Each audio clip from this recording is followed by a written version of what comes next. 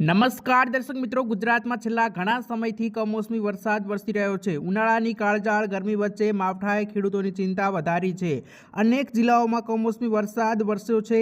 હવામાન નિષ્ણાત અંબાલાલ પટેલ દ્વારા પણ વરસાદને લઈને મોટી આગાહી કરવામાં આવી છે। અંબાલાલ પટેલની આગાહી મુજબ 5 મેથી લઈને 8 મે સુધી ગુજરાતના વિવિધ ભાગોમાં કમોસમી વરસાદ પડશે।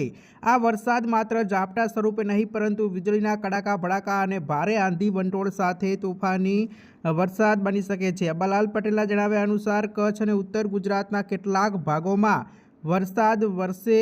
11 થી 20 મે દરમિયાન વંટોળ આંધી સાથે વરસાદી ઝાપટા પડવાની શક્યતા સેવાઈ રહી છે। અંબાલાલ પટેલના અંદાજ મુજબ કમોસમી વરસાદ અને આંધી વંટોળનો પ્રભાવ મુખ્યત્વે ઉત્તર ગુજરાતના સૌરાષ્ટ્ર, કચ્છ અને મધ્ય ગુજરાતના વિસ્તારોમાં જોવા મળી શકે છે। આ વિસ્તારોના ખેડૂતો માટે ઊભા પાકને નુકસાન થવાનો ભય સેવાઈ રહ્યો છે। કમોસમી વરસાદ સાથે પવનની ગતિ પણ ખૂબ જ તેજ રહેવાની શક્યતા છે।